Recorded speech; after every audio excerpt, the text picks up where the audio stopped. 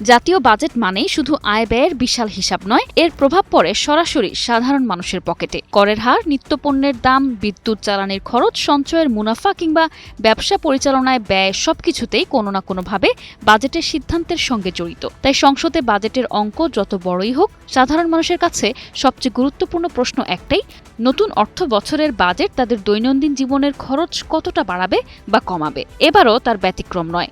নানা অর্থনৈতিক চ্যালেঞ্জের মধ্যে ঘোষিত বাজেটের প্রভাব শেষ পর্যন্ত গিয়ে ঠেকবে সাধারণ মানুষের পকেটেই। বাংলাদেশের কর ব্যবস্থায় পরোক্ষ করের আধিপত্য সাধারণ মানুষের ওপর বাড়তি চাপ তৈরি করছে বলে মনে করেন অর্থনীতিবিদরা। ভ্যাট, উৎসে কর ও আমদানি শুল্কের মতো কর ধনী গরিব সবার জন্য প্রায় একই হারে প্রযোজ্য হওয়ায় নিম্ন ও মধ্যবিত্ত মানুষ তুলনামূলক বেশি ক্ষতিগ্রস্ত হন।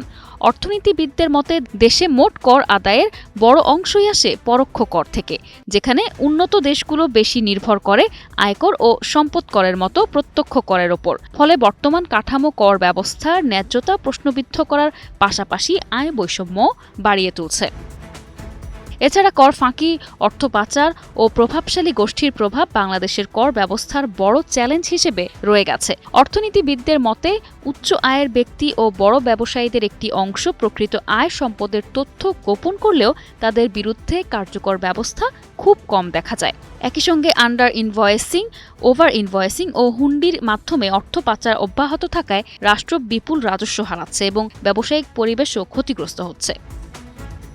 অপরদিকে সরকারি কর্মকর্তা কর্মচারীদের বেতন ভাতা, পেনশন, ঋণের সুদ, ভর্তুকি ও প্রশাসনিক ব্যয় ক্রমেই ফুলে উঠছে। অন্যদিকে উন্নয়ন ব্যয়ের বড় অংশ সময়মতো বাস্তবায়িত হচ্ছে না। বহু প্রকল্প দীর্ঘসূত্রতায় আটকে যাচ্ছে। ব্যয় বাড়ছে কিন্তু কাঙ্ক্ষিত সুফল পাওয়া যাচ্ছে না।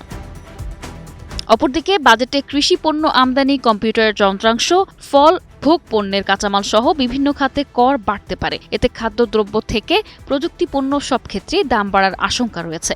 একই সঙ্গে রফতানি প্রণোদনার বিপরীতে উৎসে কর বাড়ানোর পরিকল্পনাও রয়েছে। ব্যবসায়ীরা বলছেন, এতে শিল্পায়ন ও কর্মসংস্থানে নেতিবাচক প্রভাব পড়তে পারে।